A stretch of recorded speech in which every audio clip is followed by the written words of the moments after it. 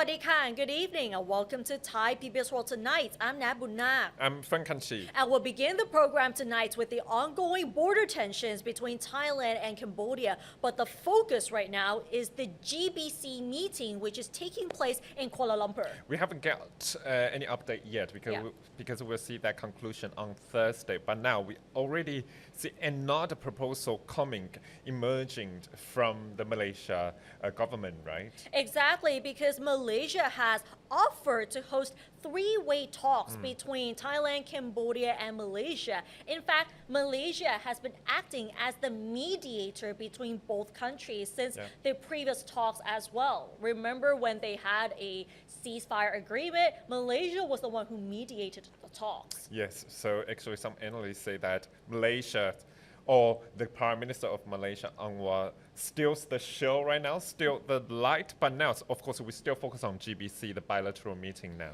Exactly, and recently Malaysia, who's currently the ASEAN chair, has proposed hosting a bilateral meeting with Thailand and Cambodia's foreign ministers to discuss the ongoing border tensions between the two countries. And according to Thailand's foreign minister, Marisingyampong, he said that he is open to this proposal, but emphasized that the priority at the moment should be the General Border Committee or the GBC meeting between the Thai and Cambodian defense ministers. And the GBC meeting already kicked off yesterday in Kuala Lumpur with a secretariat meeting, and the GBC is scheduled to conclude on Thursday. Meanwhile, the Malaysian foreign minister is reported to agree with Thailand's position as well. Marit said he conveyed to his Malaysian counterpart over Thailand's concern on Cambodia's plan to take temporary observers to the border area before the GBC reaches a conclusion, and raised the issue of the ongoing flow of misinformation from the Cambodian side, which he said is unhelpful in resolving the situation. And he also asked Malaysia to help by reiterating these concerns to Cambodia. So this is the latest update on the mediation between Thailand and Cambodia, with Malaysia being in the middle. So according to the political analysts, we always seen the role of ASEAN chair of Malaysia to be ready to get involved in between Thailand and Cambodia. But now, of course, according to both sides, Thailand and Cambodia, we want to focus on bilateral meeting like GBC and upcoming JBC too. But now, of course, I understand that Malaysia, as the ASEAN chair, want to make history to become a peacemaker between two countries too. But now, we're still waiting for that conclusion of GBC on Thursday. What's the outcome? If there's any detailed how to sustain the ceasefire, how to really completely tone down and wind down the conflicts between, is that easy?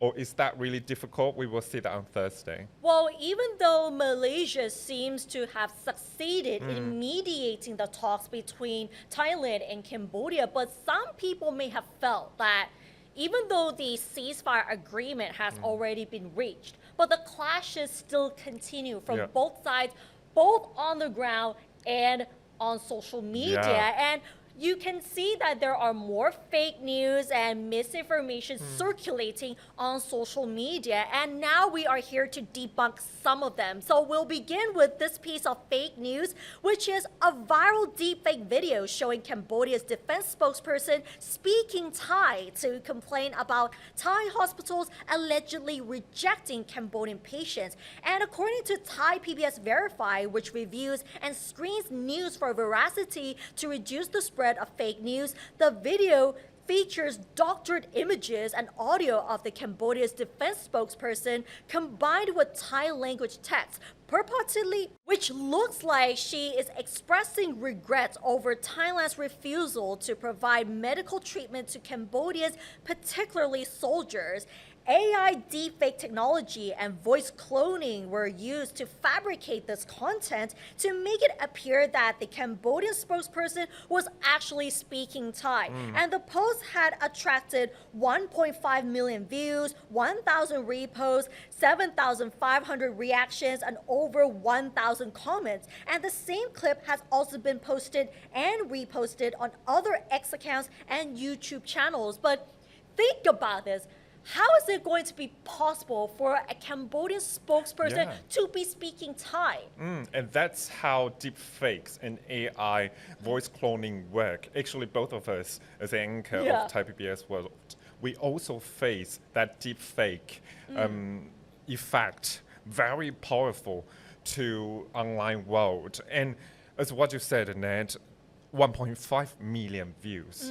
1,000 reactions there. So many people actually on the internet, they really watch it, but they wouldn't know is that right or wrong. Of course, right now we have Thai PBS verified team to help us to identify that is wrong. But what about others' videos too?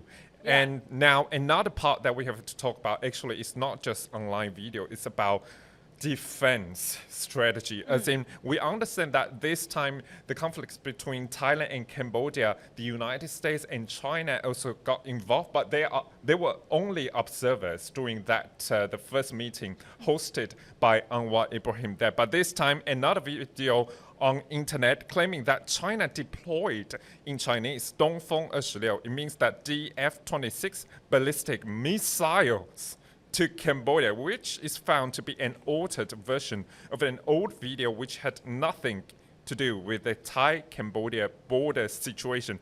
Ned, I understand that because, of course, my hometown is Taiwan, so we understand the defense strategy and technology from China to DF-26 is a very powerful missile system. And destructive as well. Destructive. Right? So if this would be true, we might see another regional war here, but it's not true. We have to tell that because the clip is was posted on TikTok, which had over 56,000 views, claiming that China was transporting medium-range ballistic missiles, specifically the Dongfeng 26 to the Cambodian border.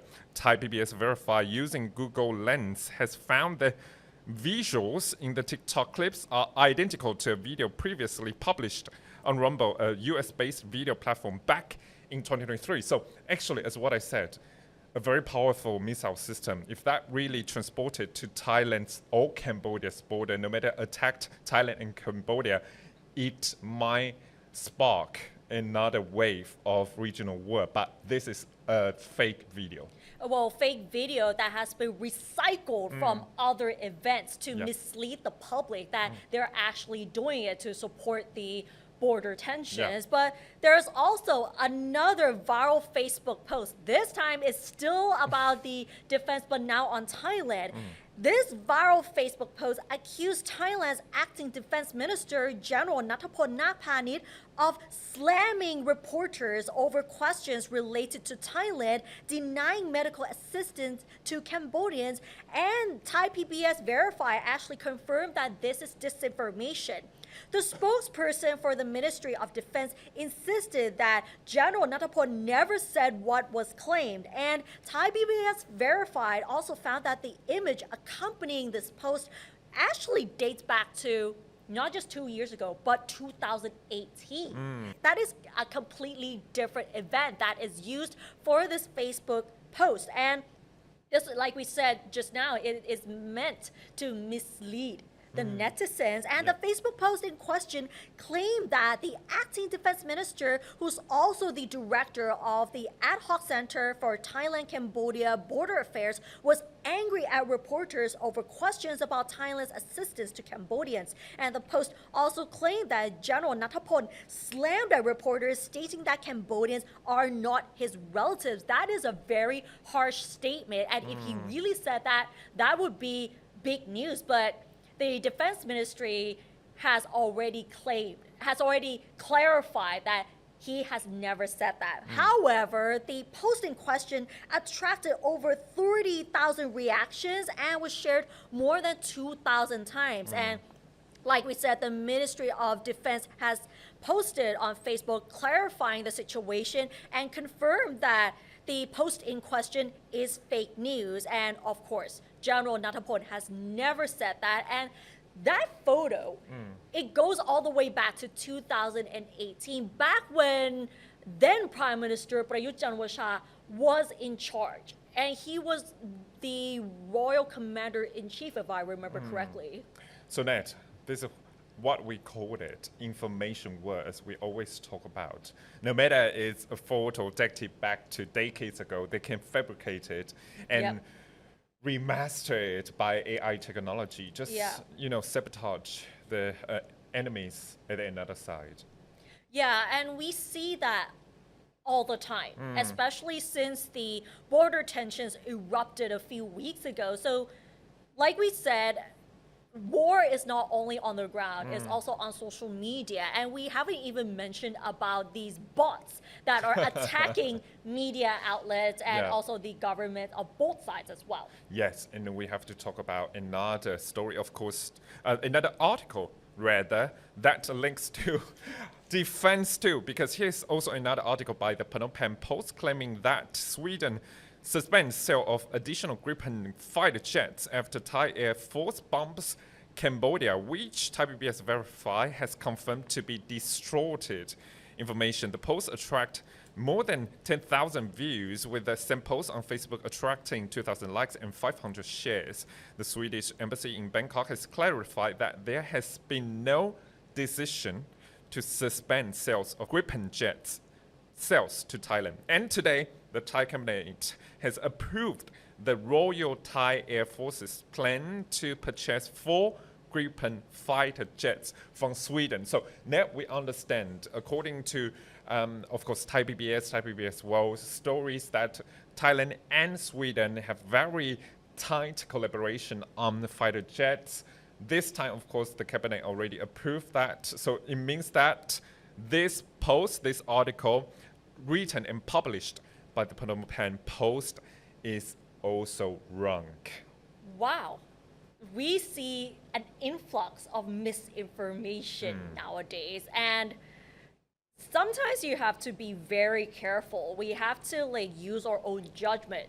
So simply, to keep it simple, you cannot always believe in everything you read and everything you see on social media, because things can be distorted, things can be manipulated with the use of AI, deepfake, and other forms of technology to mislead the netizens.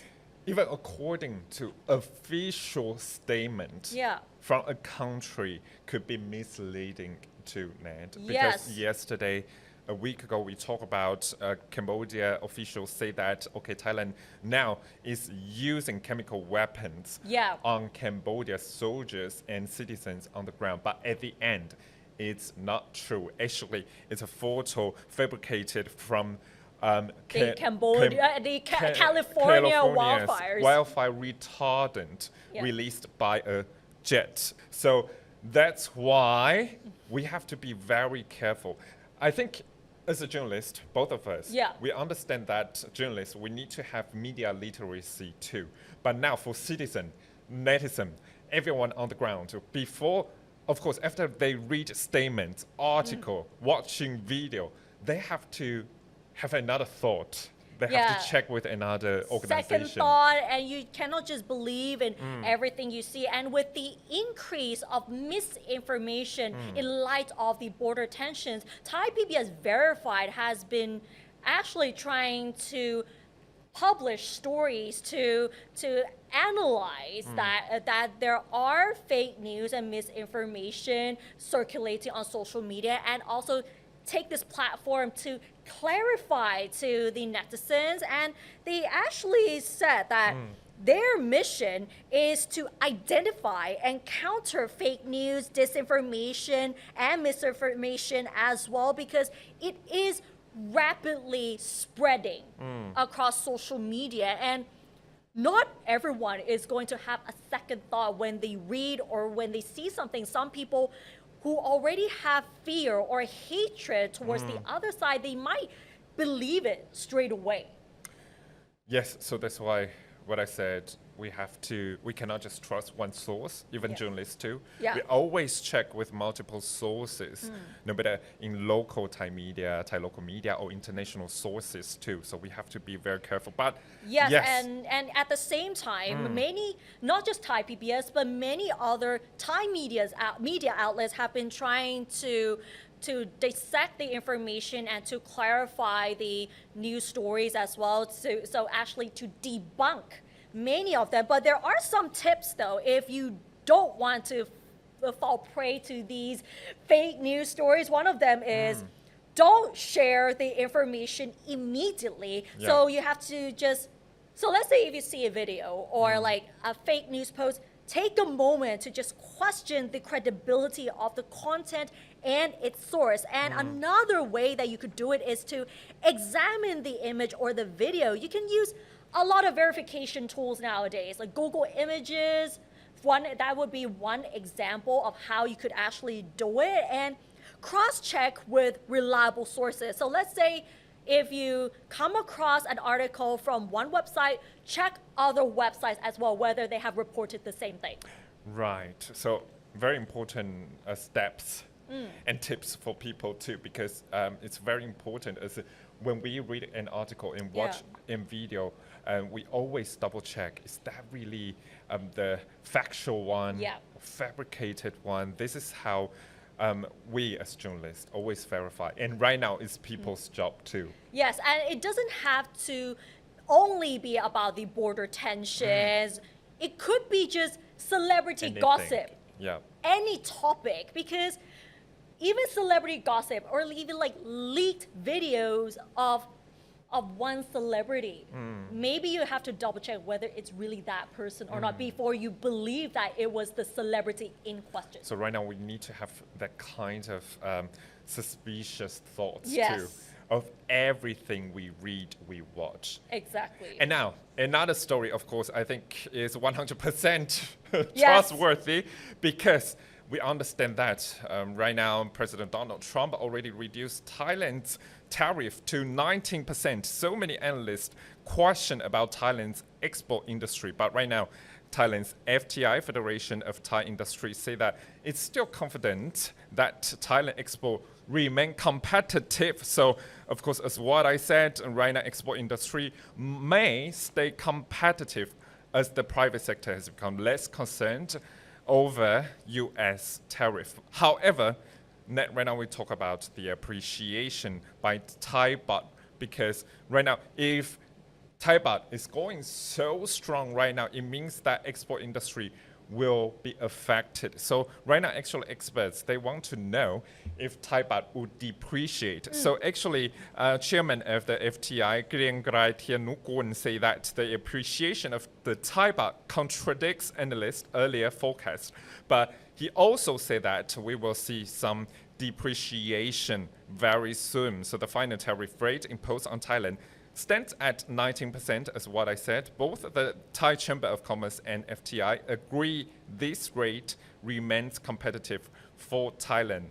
And this is the key reason why the baht didn't depreciate, but we will see that depreciation coming because it's just a short-term green light for Thailand to drive through. But maybe the orange light or red light are coming soon, because the development is viewed as a positive signal, as what I said, because we see that lower rate, and of course we got that rate concluded by before August 1st. Now, both concerns have been addressed. Thai export to the US will remain competitive. Investors which had previous raised concern about possible relocation of manufacturing bases is not that high now, but 19%, of course, equivalent or similar to our regional peers. Now, I think FDI investors, they do not see Thailand's tariff rate as a risk right now. They want to see how Thailand can really upgrade their labor forces, how to really upgrade the infrastructural projects now on the ground. Of course, compared to other regions, regional peers, Malaysia, Vietnam, right now we still have good infrastructural project quality now, but they are coming up. They are trying to match Thailand's quality right now. This is very important, and it's going to be a challenge for Thailand at the moment, even though the tariff rates have been reduced from 36 to 19%. Yeah. This actually gives Thailand a competitive edge. So many of the analysts have felt that it would be easier to compete with other countries. But the problem now is the products that will be exported to other countries. very good point there, Ned, because actually what President Trump always think is China's involvement Yeah. in Southeast Asia. It's not just a singular attack, I'm saying economic strategy to Thailand, to Vietnam, to Malaysia. It's about transshipment cost because actually, of course, China's companies, they invest a lot in Southeast Asia. They want to use the label in Thailand, in Vietnam, in Malaysia to, of course, export their products to the United States. So they do not have to pay so much. But now, of course, US, they already see that risk coming as in, oh, actually, we should get a lot of tariff revenue from this. So actually, of course, President Trump already put a strategy for 40% if there's any transshipment happen in Southeast Asia. So that's why actually Thailand has proposed raising the transshipment tax from 40% to around 50%. But of course, China is one of our largest trading partners in the region too. So how to negotiate with China is very important too. How China will react to Thailand is also important to see. And Thailand will actually release an announcement very soon as to how exports will be affected and what are the products that will be affected as well. But even though there's no list at the moment, but we can guess agricultural products will be affected for sure. And of course, I understand that over 100 billion baht will be distributed to SMEs, agricultural sectors to help them. But according to TDR economists or Kasikorn or other banks economists, they say that is that enough or another way? Is that the right policy? Because right now we have to help those agricultural sector farmers to upgrade their technology, of course, innovations too, not just traditional way to really boost the agricultural sector production. And now we understand that Malaysia, Vietnam, as we discussed yesterday, right now already surpassed Thailand as the second largest rice production exporter in the world. Tough on Thailand right now. Tough on Thailand. Tough on Thailand, and it will depend on the finance ministry, the commerce ministry, and the Thailand team. How they will actually tackle and navigate this tariff war.